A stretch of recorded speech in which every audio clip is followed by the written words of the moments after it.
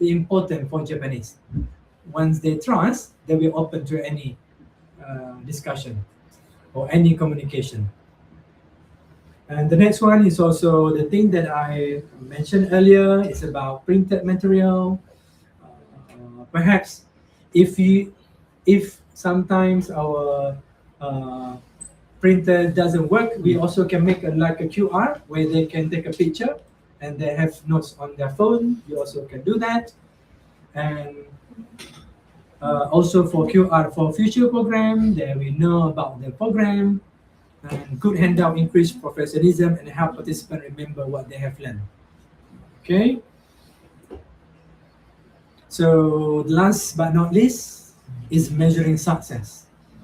So this is important, and success is not measured only by the number of people who embrace it. Of course, it's important.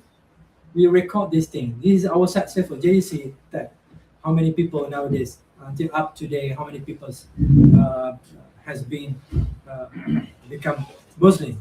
But you as a volunteer, you need to focus on where participants say, oh, I enjoy today's program. Thank you very much for hosting us. I learned something new. This is the thing that can measure. I feel respected. And of course, I will come again next week. So this is the success story that we can hear from them. And creating a trust is often the first step towards meaningful dialogue. So before we begin, before they take Shahada, these are the initial step, important initial step, I would say, before they trust us. When they start trusting us, one day they will be a Muslim like us as well.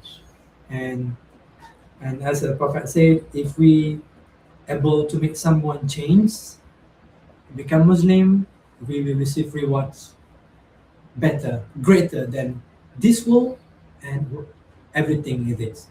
And I hope today you learned many things from me, and I hope that you able to practice. And I believe from your faces, every of you able to practice this. And I hope that this little bit journey of myself traveling and experience you can apply to during your stays in Japan Dakwah Center. And I hope to see good, meaningful story that you're able to interact with visitors in the future. And not just in Japan, when you're back in Malaysia as well, you also can practice continuously with your friend, because I believe you have many non-Muslim friends in Malaysia, like Chinese, Indian, try to do the same thing. So this is the same thing that you can do being a Muslim. Not just ask them to be a Muslim, but also interact with them, have communication with them, make them feel welcome, smiling, gesture, body language. This is non-verbal communication, non-verbal thing that the Prophet do. And the Prophet was our role model. We need to follow our model. And with that, I would like to end my presentation, and thank you very much for your time until today. Pass to Brother Osama. Mike.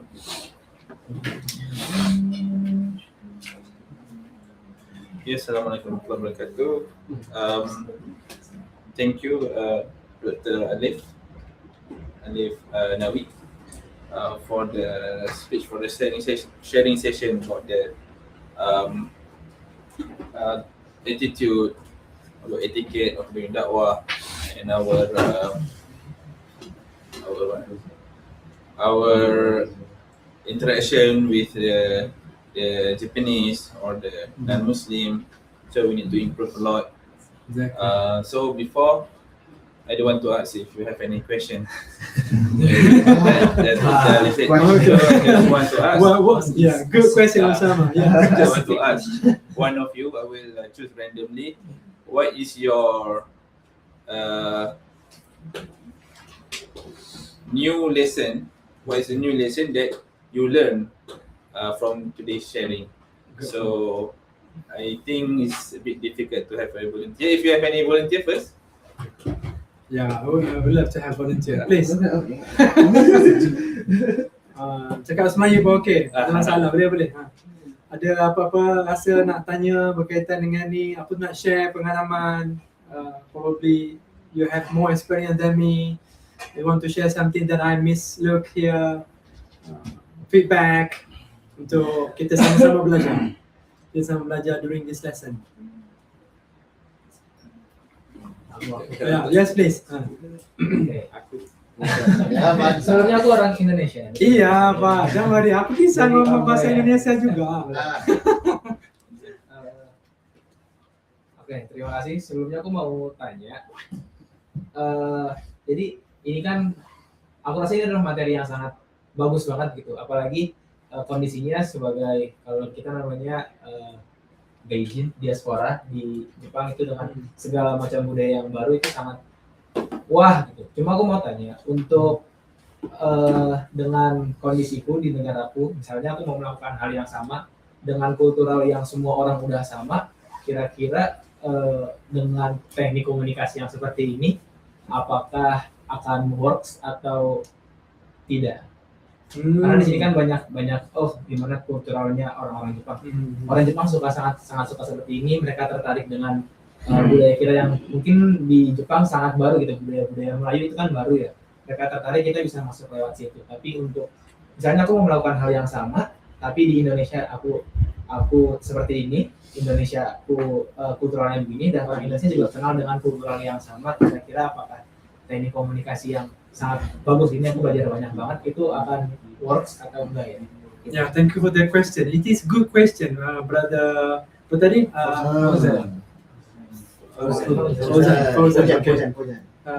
Fauzan. Sebenarnya teknik komunikasi ataupun the thing that I mentioned earlier about body language, it can be used for all level people, from children, student, university level, adults, or even elder people. We can use this kind of technique. Same thing. Probably because I observe a lot, I try to put this way, which is many people neglect it. Of course, we can conduct any program, right, in the university, but we want something that gives last impact, a great impact in that people's lives. Of course, in Japanese, in Japan here, Japanese want something that they feel when they first enter JDC. We want them feel that I will return here again, even though not Japanese, Indonesian, in Germany, that's people do. And I try to get all information around the world that I visited before, church, temple, monuments, all region. They do the same as well. Benda yang sama. And this is, we as a human, we need human connection. And nowadays, they are really put a lot of money to do this kind of emotion.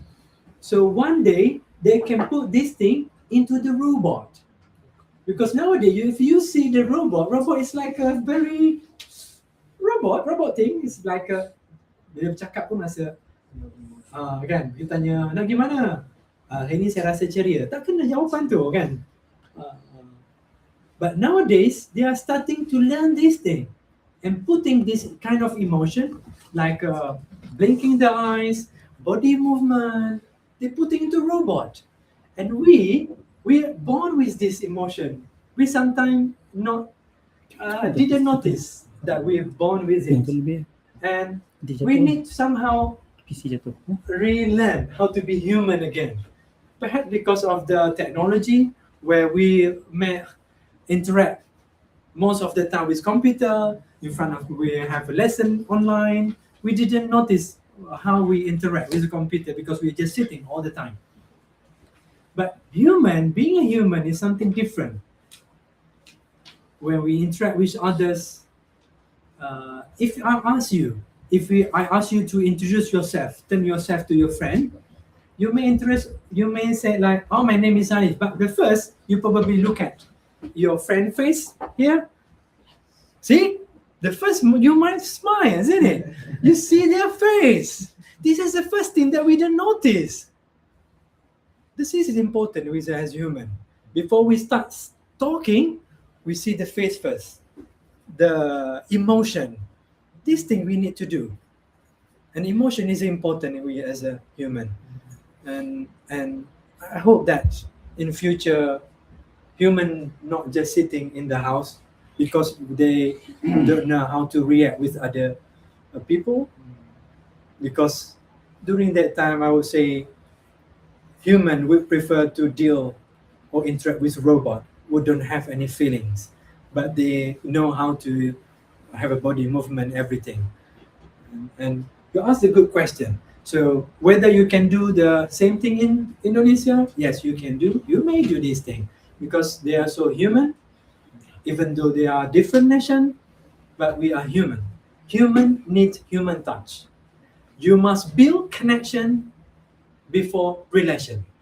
You must build connection before correct people. That's what Prophet do. If you see in many hadiths, the Prophet didn't correct people before he connect first. The connect is something like a bonding. People praise someone, smiling, and then we start talking and correcting. So human touch is important. Okay? Connection before relation. Okay. Thank you very much for the question. Yes, please.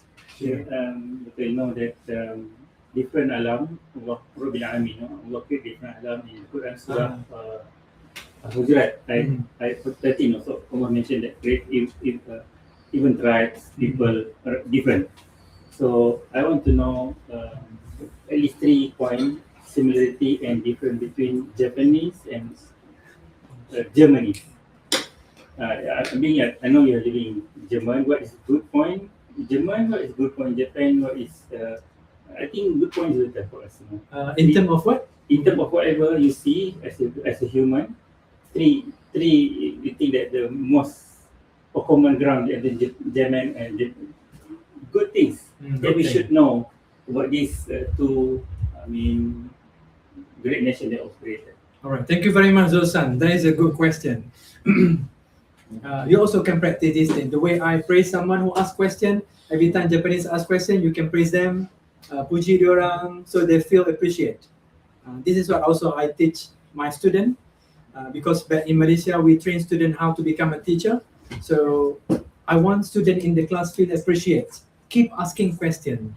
And even though when we ask question, someone may answer it wrongly, but we praise them. Thank you for your effort, but your question a little bit wrong. So we have another person who want to answer like that. Okay, this is thing that we need to do, being volunteer.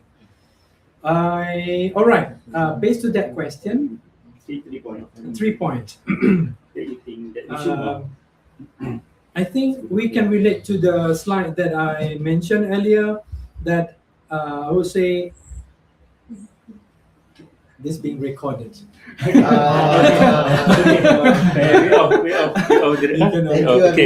you, everyone. See you guys. Assalamualaikum.